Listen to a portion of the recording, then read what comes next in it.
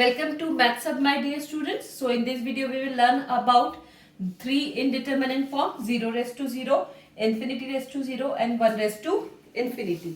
See, ये जो तीनों indeterminate forms है, यहाँ पर similarities है कि सबको raised to एक नंबर है मतलब इधर 0 है या infinity है, right? तो ये जो तीन indeterminate form है, इसके जितने भी क्वेश्चन सॉल्व होते हैं उन सबका वर्किंग रूल क्या है, सेम है. तो हम पहले वर्किंग रूल समझते हैं. What is the working rule to solve this question, right? जब भी हम सबसे first you have to put the limit for the function as they have given. For example I am taking a question here. See what they have given. This is cosec x raise to sine x. Okay, जब मैंने यहाँ पे limit apply करी, limit x tends to 0, तो cosec 0 होता है infinity और sign 0 होता है 0. तो मुझे मिलता है infinity raised to 0. Similar, if I am taking one example here, say x tends to 0, a raised to x plus 1 raised to 1 by c. When I apply the limit, a raised to 0 is 1. यहाँ पर 0 होता है और 1 by 0 होता है infinity. तो यहाँ मुझे indeterminate form मिलता है 1 raised to infinity. So this way, सबसे पहले हमें क्या करना है? We have to find true value, that is one of the indeterminate form. Okay, once you get true value which is either of this form, that is 0 raised to 0, infinity raised to 0 or 1 raised to infinity, then second rule, you have to take log both side. क्यों लेंगे हम log?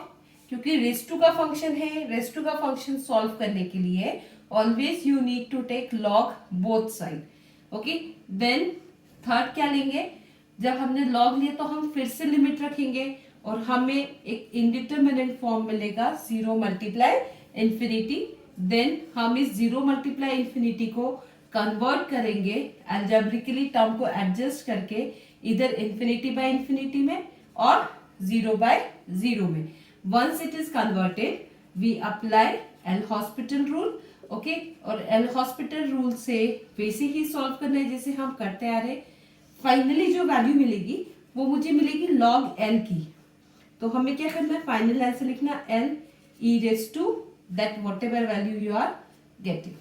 So this is the working rule to solve the questions which is based on 0 raised to 0, infinity raised to 0 and 1 raised to infinity. What you have to do, you have to follow this working rule strictly while you solving the questions based on this three indeterminate form. Now we start with the question.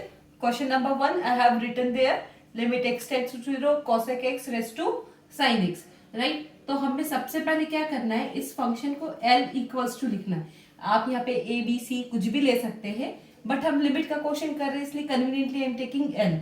Right? Then I'm going to write this function limit x tends to 0. This is cosec x raised to sin x. First of all, look at the working rule.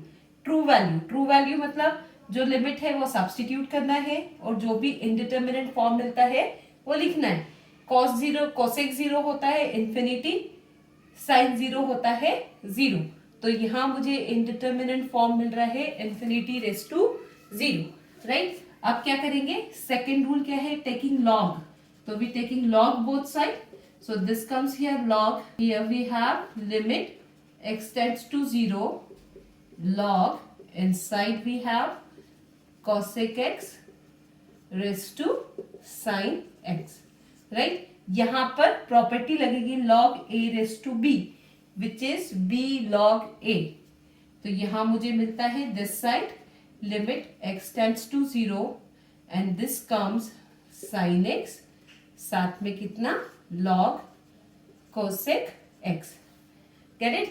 अब देखो यहाँ फिर से हम true value निकालेंगे. True value नहीं बोलेंगे इसको, but we again put the limit. अब जब तुम लिमिट पुट करोगे तो sin 0 होता है 0 और यहाँ पे जब रखोगे तो ये होता है infinity. log infinity I wrote there. log infinity क्या होता है? infinity. So I'm getting here indeterminate form 0 multiply infinity. ठीक है? So we come on the third working rule which is 0 multiply infinity. Now you have to convert this indeterminate form into 0 by 0 और infinity by infinity. Why we do so? हमेशा क्यों कर रहे हैं? क्यों? क्योंकि हमें पता है जो एल हॉस्पिटल रूल है वो सिर्फ 0 by 0 और infinity by infinity पर ही अप्लाई होता है. If you have any confusion why it is so, so you can go through my lecture basic concepts of indeterminate form, right? अब देखो यहाँ पर एक टिप है जो तुम्हें याद रखना है, एक ट्रिक है जो याद रखना है. ये जो लॉगरिथम वाला टर्म है हम इसको कभी भी डिनोमिनेटर में नहीं ले जाएंगे, जो हमें log a raised to b से मिला है. ठीक, तो जाएगा कौन नीचे? This sin x, this log cosec x as it is, and ये sin x comes in denominator this way 1 by sin x. See, हमने इसको न्यूमरेटर बाय डिनोमिनेटर क्यों लिखा? क्यों? क्योंकि मुझे 0 by 0 और infinity by infinity चाहिए. वो कब मिलेगा? When we have one term in numerator and one term in denominator. 1 by sin x can written as cosec x, right? तो अब देखो log cosec x क्या होता है? Infinity. 1 by sin x that is cosec x वो भी क्या होता है? Infinity. And this way I'm getting the indeterminate form infinity by infinity. Get it? अब what next? जब मुझे एक बार indeterminate form मिल गया है तो हम क्या अप्लाई कर देंगे? L hospital rule. L hospital rule says what? You have to differentiate numerator, you have to differentiate denominator. cosec x का डिफ्रेंसिएशन पहले किसका होगा? log का, फिर होगा cosec x का और होगा फिर वेरिएबल का. तो log का differentiation 1 by that term, cosec x का with the minus sign, cot x, cosec x, right? And here cosec x का डिफ्रेंसिएशन, क्योंकि सेपरेटली हमको किसको डिफ्रेंशिएट करना है? डिनोमिनेटर को. तो यहाँ मुझे कितना मिलेगा? with the minus sign, cot x, cosec x, right? This term completely cancelled by this.